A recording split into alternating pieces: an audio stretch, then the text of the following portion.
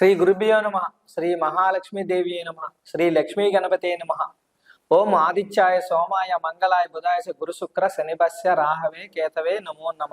ఓం భూర్వ తస్స విదురణ్యం భర్గో దేవస్య ధీమహి ధియోయన ప్రచోదయాత్. ఆపో జ్యోతి రసోమృతం బ్రహ్మ భూర్భు వశు వరో. 2026 2027 సంవత్సరంలో జరగబోయే విషయములు భయానక సంఘటనలు అంటే శ్రీ పరాభవనామ సంవత్సరము, శ్రీ ప్లవంగనామ సంవత్సరము. ఈ సంవత్సరము రాజు గురువు, మంత్రి కుజుడు, సైన్యాధిపతి అర్ఘాధిపతి మేఘాధిపతి చంద్రుడు, రసాధిపతి శుక్రుడు, నీరసాధిపతి గురువు, సస్యాధిపతి శుక్రుడు, ధాన్యాధిపతి బుధుడు. ఈ సంవత్సరము 4 కొంచెముల వర్షము, మంచి వర్షములు కురియను, నదులు పొంగి ప్రవహించును, రికార్డు స్థాయిలో ఉష్ణోగ్రతలు ఉండును, ఎండలు ఎక్కువగా ఉండును, అగ్ని ప్రమాదాలు, వాహన ప్రమాదాలు, రైలు ప్రమాదాలు, విమాన ప్రమాదాలు, బస్సు ప్రమాదాలు, పడవ ప్రమాదాలు, రోడ్ యాక్సిడెంట్లు ఎక్కువగా జరుగును.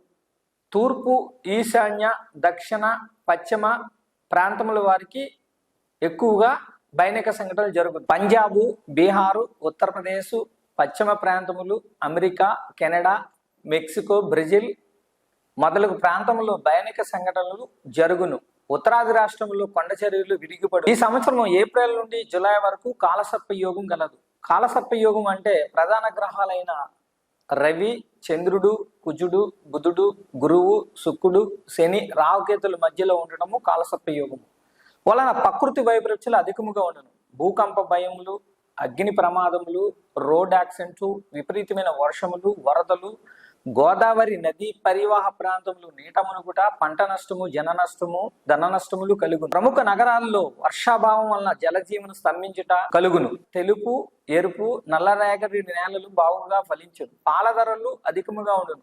చతుష్పాద జంతువులు ధరలు అధికముగా ఉండును. చతుష్పాద జంతువులు అంటే బర్రెలు, మేకలు, గొర్రెలు ధరలు అధికంగా ఉండు. నూతన డైరీలు ఎక్కువగా నెలకొల్పి అంతరిక్ష ప్రయోగములు ఎక్కువగా జరుగును. అంతరిక్ష ప్రయోగంలో దేశము ఖ్యాతి పొందును. ఉల్లి, వెల్లుల్లి, కూరగాయల ధరలు, మిరపకాయలు, నువ్వులు, మినుగులు, అపరధాన్యుల ధరలు ఎక్కువగా ఉండును. పసుపు, కంద ధరలు పెరుగును. అంతరిక్ష పరిశోధనలు ఎక్కువగా జరుగును. భారతదేశ ఖ్యాతి అంతర్జాతీయంగా పెరుగును. పాకిస్తాన్, నేపాల్, కాశ్మీర్ మొదలగు ప్రాంతంలో భూకంప భయములు కలుగు. జలరాశిలో జలగ్రహములు కుజగురుల కలయిక అంటే కర్కాటక రాశిలో కుజువు గురువు కలయిక, శని మీనరాశిలో సంచారము, ద్విగ్రహ కూటమి, త్రిగ్రహ కూటమి, చతుర్గ్రహ కూటములు ఏర్పడింది. నవంబర్ నుంచి కుజస్తంభన అంటే మార్చి 2027 వరకు సింహరాశిలో కుజస్తంభన యోగం కలదు. కుజస్తంభన కుజకేతువుల కలయిక వలన పిశాచ యోగము అంటే గ్రహములు సమసప్తక స్థితి, షష్టాష్టక స్థితి అంటే కుజరాహులు షష్టాష్టక స్థితి వలన కొన్ని ప్రకృతి వైపరీత్యాలు ఏర్పడును, దుస్సంఘటనలు ఏర్పడును. దేవాలయాల్లో అపస్ఫుతులు కూడా జరుగును. ఏదో సమస్య పాలకులకు ఇబ్బంది గురి చేయను. భూకంప భయములు, కొండ చర్యలు విరిగిపడటము, అగ్ని జల ప్రమాదములు, విహారయాత్రలో విషాద సంఘటనలు జరుగును. బస్సు, పడవ, రైలు, విమాన ప్రమాదాలు ఎక్కువగా జరుగును. హార్ట్ అటాక్లు ఎక్కువగా వచ్చును. ప్రేమ వివాహాలు ఎక్కువగా జరుగును. ఈ సంవత్సరం విడాకులు తీసుకునే వారి సంఖ్య ఎక్కువగా ఉండును. ధన నష్టము, జన నష్టం ఎక్కువగా జరుగును.